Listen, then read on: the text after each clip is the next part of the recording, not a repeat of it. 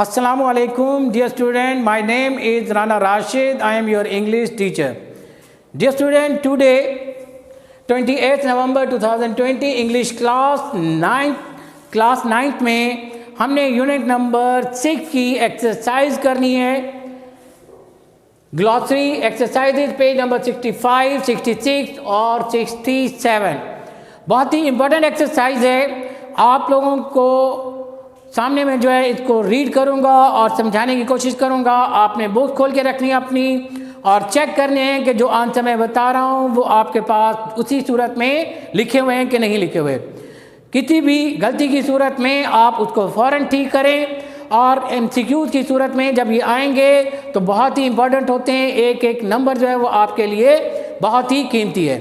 तो आइए सबसे पहले ग्लॉसरी करते हैं पेज नंबर 65 पे. एप्टीट्यूड, मिलान या रुझान, फंडामेंटल बुनियादी, इनॉर्मिटी शिद्दत, ओवरवेल्म मगलूब, पिवोट बुनियादी मरकजी, न्यूमरस बेशुमार, स्टर्लिंग उम्दा खालिस. उसके बाद नेक्स्ट पेज पे आ जाएं जी. पेज नंबर 66 पे वोकैबुलरी में है कि encircle the option for the underline word that relate to the text. Number 1 पे we are a nation. We are a nation he affirm 3 years before the birth of Pakistan. इसमें 3 option हमारे पास दिए हुए हैं. Told, said emphatically, broken in. Affirm का मतलब बन जाएगा हमारे पास सेड एम्फेटिकली. पहले ऑप्शन का क्या है हमारे पास? पहले का said emphatically. We have our own distinctive outlook of life. We have our own distinctive outlook of life. इसके 3 ऑप्शन दिए हुए हैं. Distinguish, powerful faith, wavering faith. Strong faith का हमसे पूछा गया है. उसका we have our own distinctive outlook of life. Distinctive का पूछा गया हमारे पास. इसका बन जाएगा distinguish. Keep up your moral. Moral का हमारे पास 3 ऑप्शन दिए हुए हैं. Wealth, self, fortitude, wise. Moral का बन जाएगा हमारे पास fortitude. Number 4, do not be afraid of death.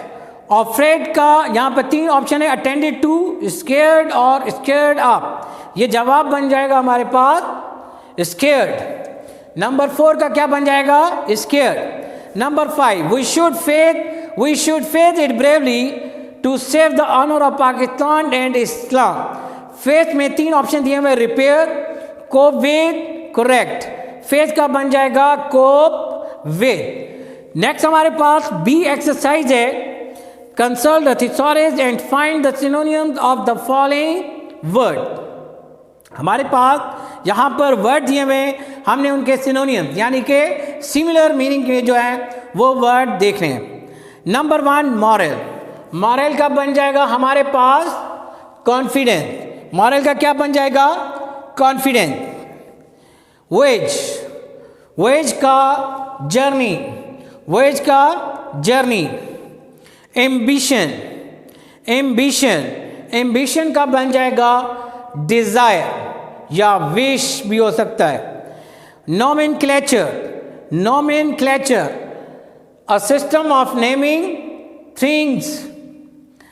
Identity, identity, individuality, identity, individuality. Distinctive, distinctive, unique, distinctive, unique. Emergence, emergence, emergence का बन जाएगा हमारे पास अपीयरेंस, अपीयरेंस. उसके बाद है स्ट्रगल. स्ट्रगल का टॉयल, लेबर या हार्ड वर्क या hard try. Numerous, numerous, a lot, numerous, a lot.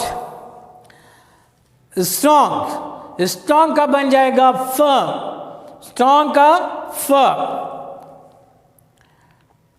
Ideology, ideology का बन जाएगा डॉक्ट्राइन, आइडियोलॉजी का डॉक्ट्राइन। डियर स्टूडेंट, ये था हमारे पास सिनोनिम्स मीनिंग एक्सरसाइज बी। अब बढ़ेंगे आगे exercise number C. Write the antonyms of the following word. Antonym से क्या मुराद है? अपोजिट मीनिंग, यानी कि कोई वर्ड दिया गया होगा, आपने उसका अपोजिट मीनिंग बताना है। कॉन्फिडेंस, कॉन्फिडेंस के हमारे पास दो बन सकते हैं, एक तो डाउट भी बन सकता है और मिसट्रस्ट भी जो है बन सकता है। ऑनर, ऑनर का डिसग्रेस, ऑनर का डिसग्रेस। बिलीफ, बिलीफ का बन जाएगा डिसबिलीफ, बिलीफ का क्या बन जाएगा अपोजिट? डिसबिलीफ।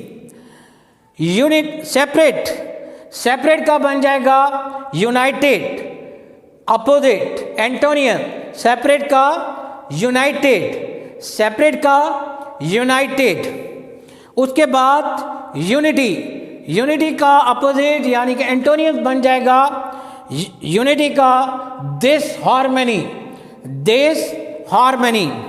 उसके बाद है पॉलिटिकल, पॉलिटिकल का एंटोनियम बन जाएगा नॉन पॉलिटिकल।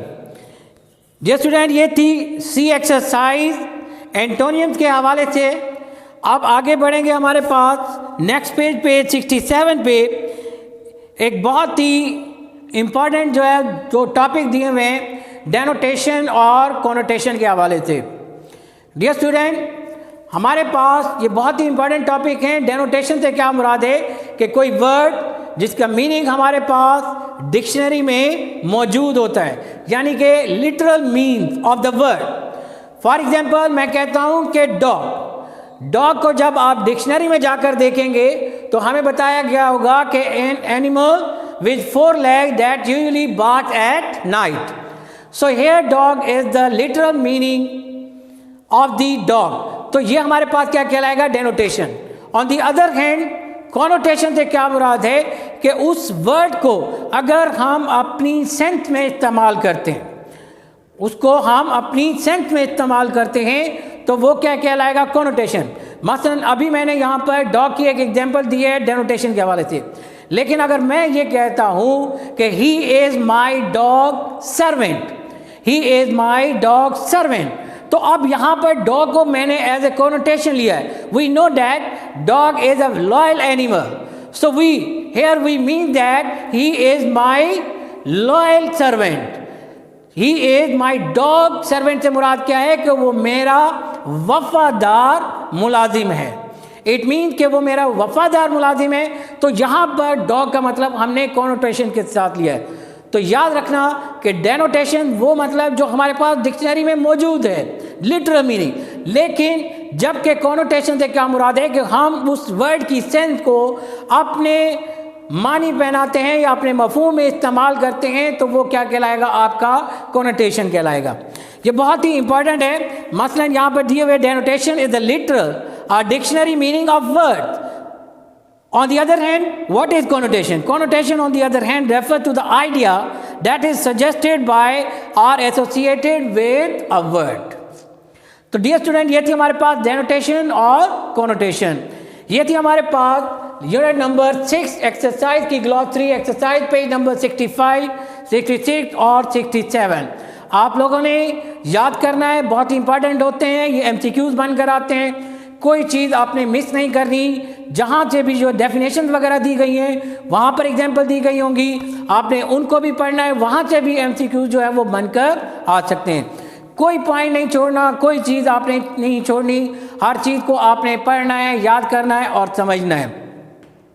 बहुत इंपॉर्टेंट है। टेस्ट भी होगा हमारे पास। ये राउंड नंबर 5 का जो है ये सिलेबस है जो हम आपको लेक्चर के ज़रिए हम आपको फराहम कर रहे हैं। अगर उसके बावजूद आपको कोई भी बात समझ में नहीं आती, कोई भी समझते हैं कि कोई पॉइंट यहाँ पर एक्सरसाइज के हवाले से लेसन नंबर 6 एक्सरसाइज 65, 66 और 67 में, तो आप मुझसे जो है व्हाट्सएप में लेक्चर के दौरान सवालात पूछ सकते हैं, अपने आप को क्लियर कर सकते हैं। मैं वहाँ पर दस्तयाब होऊंगा।